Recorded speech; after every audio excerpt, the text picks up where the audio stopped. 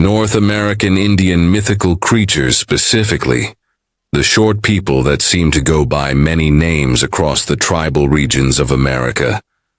This exact type of creature has been cited and discussed among Aboriginal people in Australia for thousands of years. In the southwest region, they're known as the Waraji, or hairy bushmen.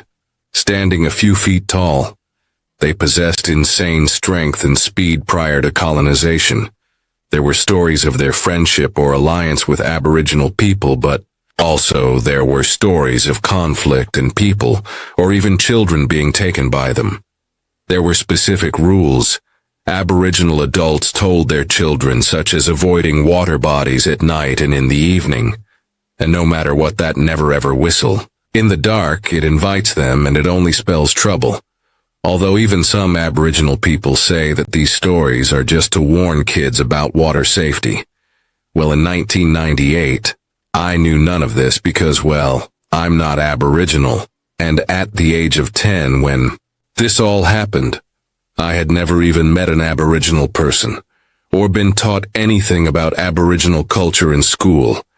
It was the 90s and Australia had an uncomfortable relationship with the truth and colonization. Every school holidays I used to leave the city and visit my aunt in the picturesque southwest countryside. I needed no encouragement in going, because I loved the outdoors, and had free rein to turn a mark on the dirt bike, and go fishing alongside the magnificent Blackwood River, whenever I felt like it, and so I went a lot. It was the nines in Australia and incredibly safe for a 10-year-old kid to roam the landscape for miles and hours on end. All alone with nothing but a trusty pocket knife, I was able to walk through my aunt's massive property to the edge of the forest, and then into the depths where the river flowed through, fishing for trout and redfin on the last evening before I was due. Go back home to the city, I was down there fishing alone as the sun was setting. I knew that I'd get into trouble being out that late, but having already snared a few trout, I figured that I'd be quickly forgiven. Plus, I was still getting bites, and I remember having caught the fish and kept them in an old metal bucket I was on. My last few pieces of bait anyway, when I recall hearing a tiny sort of pinging noise on the side of the bucket. At first I thought nothing of it, because large gum nuts often fell from the trees, but then it happened again, much louder and more forceful. This time I remember checking the bucket and realized that they were small rocks and not gum nuts. All I looked around, assuming it was some kids from a neighboring property, which was very unlikely as it was maybe a 30-minute walk to the next property. The other side of the river backed onto the national park where there were neuther farms for miles too. Plus, I hadn't come across any kids throughout my entire stay at the farm either. But this is where it got pretty scary. The rocks, they got bigger, and they started flying in from different directions, cutting my cheek and hitting me in the head. At this stage, I started crying. I was only 10 after all, and dropped the fishing rod. I had 3 large trout in the bucket, and my intention was to pick it up and run back to the farm as quick as I could as I bent to pick it up, though I was hit by another rock in the side of the head and fell over. I pulled myself up and stared over to the other side of the river, the main source of the rocks. What? I saw paralyzed my whole body. With fear, it was nearly dark at this stage, but I saw the outline of 3 short-looking bodies covered in hair. I would have put them at maybe a meter tall, 3 or 4 feet at most, the size of small children, but with the bodies of men, their faces looked like they were sort of part ape, part human. But it was their eyes, though, even though it was getting dark. Their eyes had this piercing yellow glow, but were completely black in the middle. They wore no clothes, but were covered in extremely thick, sort of clumpy hair all over their bodies, except from the knees down, and had arms that hung almost like cavemen. But here's the strangest thing. They stared at me almost without moving, like literal statues with a curious expression, fixed on their faces and making absolutely no noise whatsoever. It made no sense, as only a few moments before rocks were pelting in from all directions, and yet now they appeared frozen. Except for their eyes which followed me, I managed to pull myself up and ran faster than all heck. My aunt was standing on the balcony and watched me tear through the long grass as quick as I could, with blood and cuts on my face. I told her everything, and she eventually called the police. One officer came by to get a statement, and he said that he'd visit some of the other farms around town, but he was certain that there weren't any other families in the area. My aunt just assumed that I couldn't see the figures properly due to the lack of light, and maybe even was suffering concussion from the rocks that hit my head. She assumed that they were kids or teens, but I know what I saw, and I'll never forget those murderous-looking yellow eyes ever.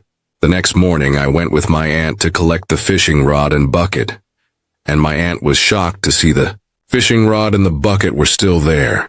She thought that it was an opportunistic crime, and we checked the bucket, and what we saw made our skin crawl.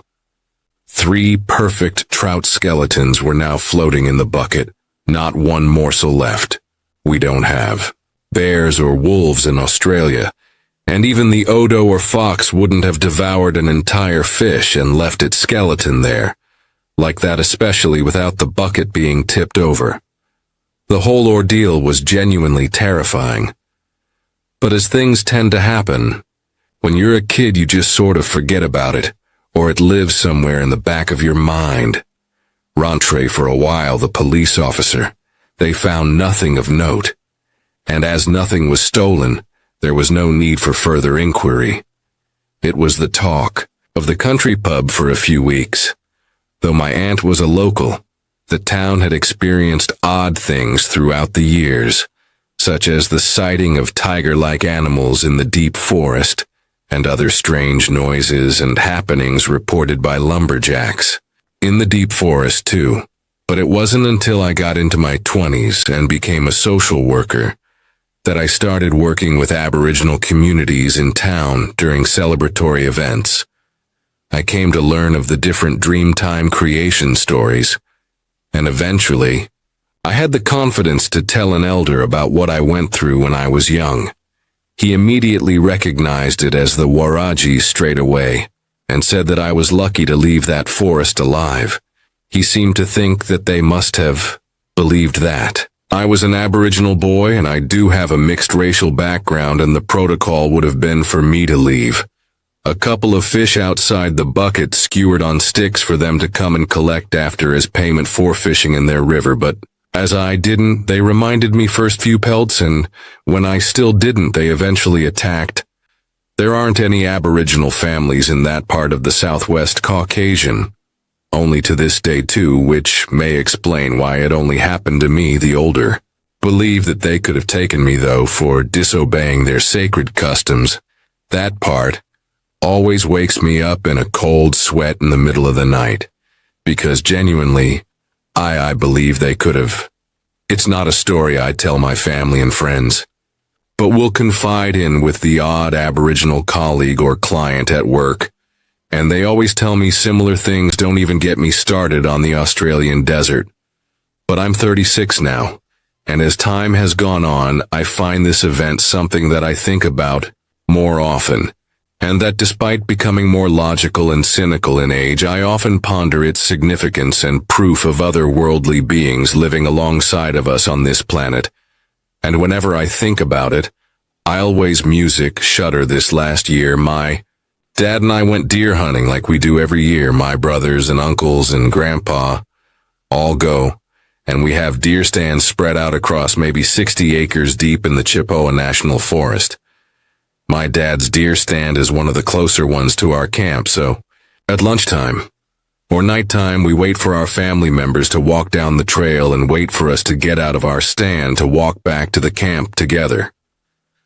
Our deer stand has a sort of locking latch on the outside and the inside, and it's a bit finicky, and takes actual strength to get the latch to shut properly, and then you push it down a little to lock it in place too. There is a latch on the outside and the inside, like I said, so if you unlock it to get in, you lock it from the inside, so the door stays shut. Keep in mind it's not actually locked, but it's a latch where you sort of lift it up, push it through the hole, and push it back down to keep it in place. It is impossible really to lock yourself in the deer stand anyway. It's pretty much completely dark out, and we're waiting for our family to come back down the trail. We didn't see any headlamps yet, but we decided, okay, let's get out and meet them on the trail for when they come. I tried to open the door, but it was stuck shut. My dad's like, "What the heck? Why or how would you lock us in like this?" I said, "Dad, there's no way for me to physically lock the outside after getting in. Not even reaching at the window could you get close to the door latch." We were completely dumbfounded and kind of freaked out. Eventually, my family came to the trail and were just sort of standing waiting for us to get out. My brother walked up to our stand and opened the latch for us, also confused how that could have possibly happened. Like I said, it takes some real strength to push that latch up and through the hole and latch back down like that, and there's just absolutely no possible way that we could have locked the outside from the inside. I still don't know how this happened, but it freaks me out to think that maybe somebody was out there trying to lock us in or something. I'm, a little bit nervous to go hunting this year. I hate walking into the woods at 5-way and back to camp at dark. I hope I don't experience anything like that again, because it definitely has me really unnerved. Music. A 21-year-old female lived with my grandparents for most of my life up until last year. That is, I've never been as, in tune to the supernatural as my brother was. I've seen very few things, and after what I've seen, I think that I'd like to keep it that way. To be honest, the first time I recall seeing this thing was when I was about 18. I was talking with my ex-boyfriend in his car after an argument, and I just so happened to look out towards my grandma's van, and that was when I saw it. It looked like my ex, but faceless, and it was wearing something completely different than what he was. I knew it wasn't a reflection. It was even facing a different way. I didn't say anything to him. I don't know why. I just tried to ignore it, and eventually it just seemed to go away. When I looked away, I eventually forgot about this incident, and I just went on with life. A few years ago, though, I started smoking outside with my brother at night, because I found out that the only thing that actually puts me to sleep is smoking.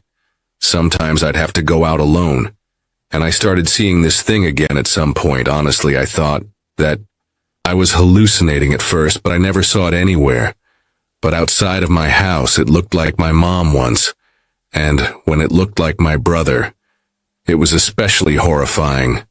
It was the realest it ever felt, and it just sort of stared at me. It even bent over to look at me from behind the van like my brother would have, because he's so tall. It looked like me once, but it took the form of my dressed up, all pretty, and it felt like it was, I don't know, like mocking me almost. And it got harder to ignore it every time. I could feel it. I could feel it looking at me. It never spoke to me or anything. The face would just morph and twist. Sometimes I don't think it wanted to hurt me because it never came close or moved. But I stopped going outside alone after that, and I've started staying with my current boyfriend, and I haven't seen it since my brother has been seeing it longer than I have.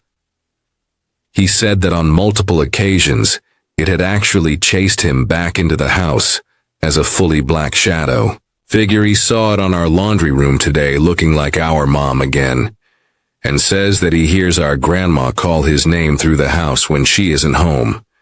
So my question is, do you think that we're dealing with a mimic? I've heard about these before, from reading other stories elsewhere, but I don't know. I guess I just don't want to believe it. But everything seems to point in that direction. So yeah, I've been working as a property agent in the UK for the past 8 years, selling and renting all sorts of property. And over the years, I've had a few experiences that I couldn't quite explain, and I thought that I would share one of them. So this story happened around November of 2018. I remember because earlier that day, a colleague and I had started filming the year's Christmas videos to go on our company's social media each year. We'd recreate a scene of a Christmas movie, and that year was the dance scene from Love. Anyway, I'd been asked by my manager to go and take a photo of a house that we'd just been given the go-ahead on the rent. The house was a 3-bedroom grade 2 listed mid-terrace from around the 16th century. For anyone not knowing, a grade 2 listed property basically means that it's old and has a lot of original features that can't be changed without special permissions. This was the first time that we'd let the property for the landlord and the tenant before. We later found out that he had left the property while still in the contract, but within the first 6 months. Now I knew something wasn't right as soon as I set foot in the property. Everyone gets times when the vibes were off, and I'm not someone who claims to be in touch with their spiritual side or anything, but the atmosphere when I went in was just downright hostile. I was already a little spooked, but I had a job to do. So I opened up a playlist on Spotify, hit shuffle, and started turning the lights on. I have a bit of a system when photographing a property too. Lights on photograph measure the room lights off, but the house was your standard layout tool. Living room, kitchen, dining room downstairs. 3 bedrooms and bathroom upstairs with another flight of stairs up to the loft attic for my American friends. The downstairs I did just fine trying to ignore the bad vibes by singing along to my probably ABBA or something that I don't remember. But what I do remember though is my trip upstairs. As soon as my foot hit the first step, this overwhelming urge that something was wrong surged through my body. I started singing louder, trying to distract myself, and another few steps up, I was hit with another surge of fear. I tell myself that the upstairs must have been in some sort of dead zone, because it was at this stage that my phone decided that the songs that had no problem playing 10 minutes ago suddenly needed buffering, meaning that my ABBA was now playing in fits and starts. I fought against my body to get up to the top of the stairs, and when I did, my eyes were drawn to the door to the attic stairs, which lay ajar, and as soon as I did, I was done for the room. Beyond the doorway was cloaked in darkness due to the lack of lights being turned on, and the fear that was pushing through my body just took over me. I stood there paralyzed. I couldn't even blink or take my eyes off of the shadows that lay beyond the doorway. My lungs became like cement as I struggled to catch my breath, my words now breathless. I stood there for what felt like an hour before my phone started to ring. It was the office. We have office protocol to check in if we've